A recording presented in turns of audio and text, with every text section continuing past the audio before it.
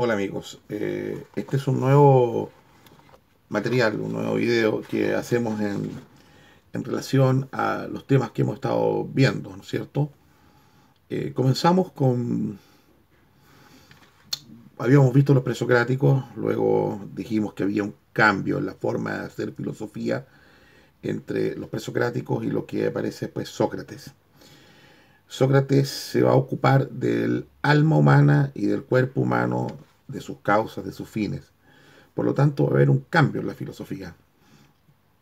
Por allí Heidegger decía que Sócrates redujo la filosofía o de alguna manera desmembró la filosofía porque ciertamente Sócrates separa las partes, se termina este concepto de la filosofía del punto de vista de una cosmología, de una visión global, digamos, ¿no?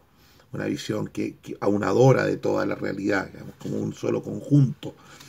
Entonces, Sócrates de alguna manera nos va a llevar por el intrincado camino de la separación de la filosofía en distintas formas, la epistemología, la metafísica, de ahí se va a disgregar la ética, la lógica, después que lo vamos a ver con más profundidad con Aristóteles.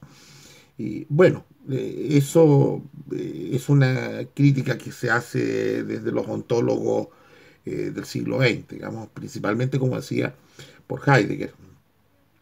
Sin embargo, también tiene algo muy bueno que es poder ver la filosofía disgregada también, hacer un análisis más profundo y también a lo mejor poder estudiarla mejor, ¿sí? Para un joven que no, el que está queriendo aprender filosofía, sí, efectivamente es más fácil entenderla y conocerla por sus partes, digamos, ¿no?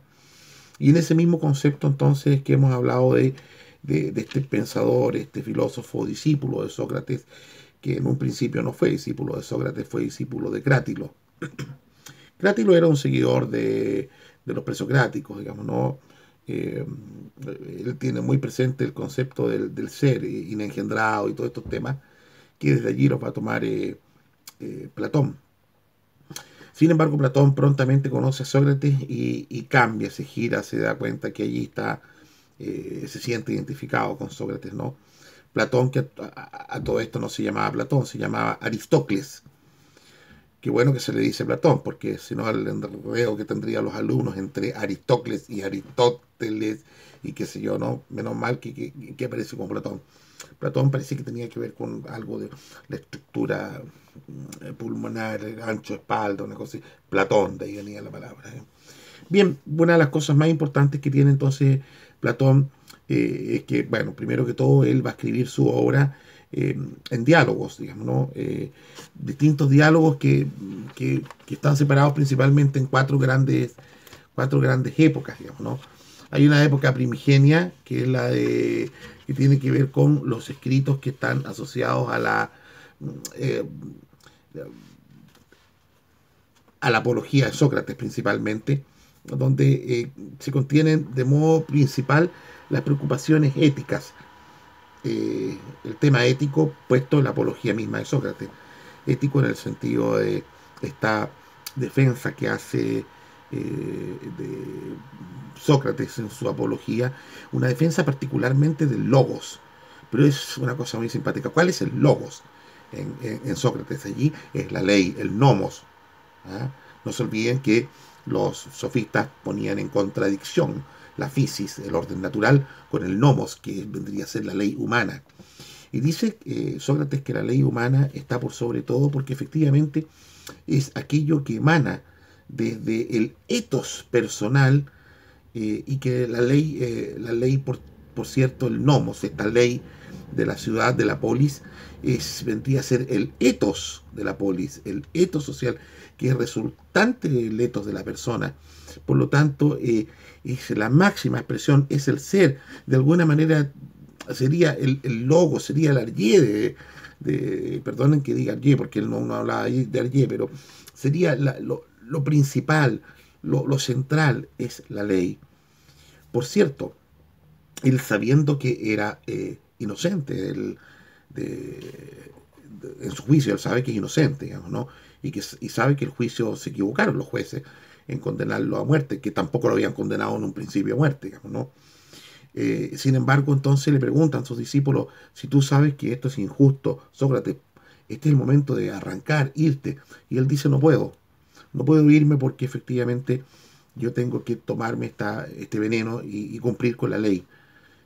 A pesar que la ley se equivoque, no puedo estar por sobre la ley, porque además voy a sentar un precedente de todo lo que he enseñado, de todo lo que he dicho, un acto contradictorio en no respetar esta ley.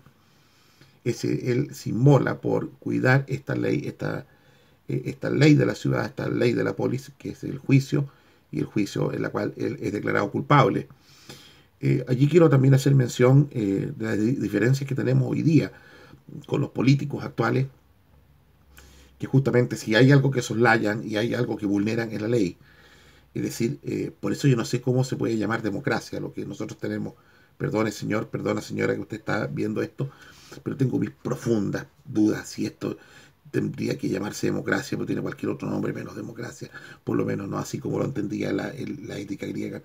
Bien, entonces volviendo un poco al punto de Platón. Platón comienza escribiendo diálogos, son 4 épocas de sus diálogos. Los primeros diálogos son unos diálogos éticos, en la cual aparece la apología de Sócrates, después Critón, Protágoras, Carménides y Eutrifón. Ahora, la mayoría de ellos son sofistas. Él usa el nombre de ellos para escribir sus diálogos, en la cual también presenta la gran crítica en contra de ellos. Particularmente en Protágoras. Protágoras es tal vez el sofista uno de los más enconados enemigos de Platón, particularmente porque Protágoras nos viene a decir que todo está hecho a la medida del hombre y que todo debe ser hecho a la medida del hombre. Por lo tanto, no existe una verdad. Existe solamente lo que está hecho a la medida del hombre y del hombre en ese minuto. Lo que en ese minuto puede ser, no va a ser a lo mejor más adelante. Por lo tanto, de alguna manera hay un profundo relativismo, una pérdida de la verdad, que es el fin por el cual se hace filosofía en Sócrates. Entonces, en estos primeros diálogos de juventud de Platón, él va a presentar esta queja, esta crítica profunda a Protágoras y este sentido de hacer a imagen y semejanza, a la medida. El hombre es la medida de todas las cosas, dice Protágoras, por ejemplo. Entonces el hombre es la medida de todas las cosas, pero entonces el hombre define las cosas. El orden natural está dado. ¿Quién lo define? El hombre. ¿Te fijas? Entonces entramos en las primeras contradicciones que después van a hacer eclosión profundamente cuando entremos al racionalismo en el siglo XVI, Dios, ¿no? XVII. Y la segunda época de transición de Platón, que son los primeros diálogos de la academia. Él funda la academia. Platón siempre quiso tener lograr una ciudad-estado en la cual gobernaran los filósofos. Los sabios, decía él. Entonces él quería que existiese una ciudad-estado en que gobernaran los filósofos y gobernaran los sabios. Y es en ese sentido que él viaja a Magna Grecia, donde lo recibe Dionisio I. Él hace unas críticas a cómo él gobernaba, entonces, bueno, a él lo venden como esclavo. En fin, él varias veces intentó acercarse a esos lados de la Magna Grecia, que hoy día es Italia, para poder hacer esta utopía, esta polis gobernada por los sabios. No pudiendo hacerlo, al final de cuentas él observó a los pitagóricos, y los pitagóricos sostenían que los sabios debiesen vivir juntos, debiesen estar juntos, estar viviendo en comunidad. Y efectivamente entonces él funda la academia en honor a un pensador que se llamaba Academo, y funda esta academia en la cual sí efectivamente viven en comunidad los filósofos, pero no solamente los filósofos, los astrónomos, los matemáticos, todos los sabios, digamos, ¿no? Por lo tanto, esta academia que se funda aproximadamente en el 560 a.C. y que termina después del 500 después de Cristo, o sea, dura 1000 años y más. No cabe duda que es la primera universidad, digamos, sin recibir el nombre de universidad. La Academia Platónica, que duró 1000 años, es la primera universidad, y que de alguna manera esto de vivir en comunidad también va a sonar familiar en lo que después Casiodoro va a hacer con la Orden de San Benito, en que es mejor que los monjes, para vivir su fe, vivan en comunidad y estudien en comunidad. Los benedictinos siempre fueron muy estudiosos. Y este monasterio benedictino que va a dar vida y va a dar nacimiento a lo que es la Edad Media, a lo que es toda esta época profundamente cristiana, teocéntrica, por cierto, va a ser justamente el monasterio. De hecho, de los monasterios benedictinos que se van fundando en distintas partes de Europa, van a aparecer después las ciudades medievales, digamos, ¿no? Y también desde allí, desde el centro de estudio del monasterio, van a aparecer más adelante las escuelas catedralicias. Y de las escuelas catedralicias aparecen las universidades. Si usted me apura un poco en un acto de temeridad, yo me atrevo a decir que hay una concatenación entre esto de la academia, que quedó como especie de causa ejemplar, y lo que va a ser después el sentido de lo que es una vida de academia, una vida universitaria, digamos, ¿no? Pero bien, no quiero desviarme del tema y volver a los diálogos.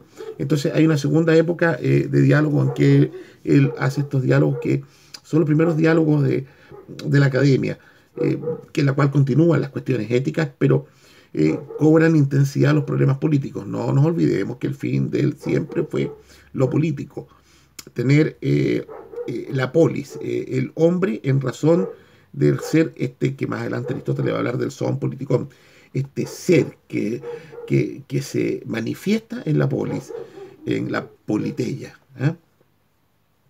Entonces, también él va a hablar va a empezar a conversar los primeros temas que tienen que ver con la preexistencia e inmortalidad del alma. Y allí entonces podemos empezar a ver los primeros atisbos de lo que va a ser su teoría de las ideas. Luego viene un tercer, bueno, y ahí están los libros de los diálogos de Gorgias, Menón, Crátilo y Menexeno, si no me equivoco, sí, claro. Entonces, esos son diálogos también con los que él, en su segunda etapa, hace este trabajo. Hay una tercera etapa que es una época de madurez, que son los diálogos doctrinales, efectivamente. Y en esto postula definitivamente lo que va a ser la teoría de las ideas, la famosa teoría de las ideas, que las vamos a ver más adelante. Y el fundamento, esa teoría de las ideas, es el fundamento de la ética y la política al final del día, ¿ya? Destaca en el banquete, absolutamente clarísimo, el banquete es el tema de la ética y la política. Fedón, la República es un libro esencialmente político, y Fedro, definitivamente. Entonces, son estos diálogos que están asociados a estos tres temas, un poco la ética, la política, desde la teoría de las ideas, teniendo como derivada la teoría de las ideas, ¿ya? Finalmente están los diálogos de la vejez, o los diálogos críticos. Él es muy crítico consigo mismo.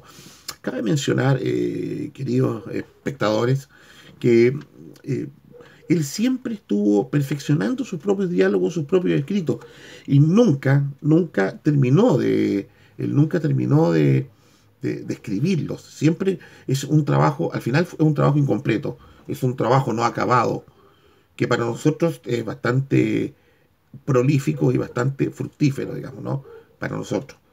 Entonces, estos diálogos de la vejez y diálogos críticos, él somete a revisión toda la gran parte de sus obras, y los más importantes fueron el Teteto, Parménides. Él recoge, hace una crítica a Parménides, que en un principio él sigue por Crátilo, pero después hace una crítica a Parménides. Sofista, Político, Fileo, Timeo y Leyes. Son una gran cantidad de diálogos que va a desarrollar él, para la cual presenta todo su trabajo, digamos, ¿no? Él termina muy disgustado consigo mismo. Siente que al final no logró lo que quería lograr. Entonces, en el próximo video vamos a hablar ya en detalle de la teoría de las ideas. Muchas gracias.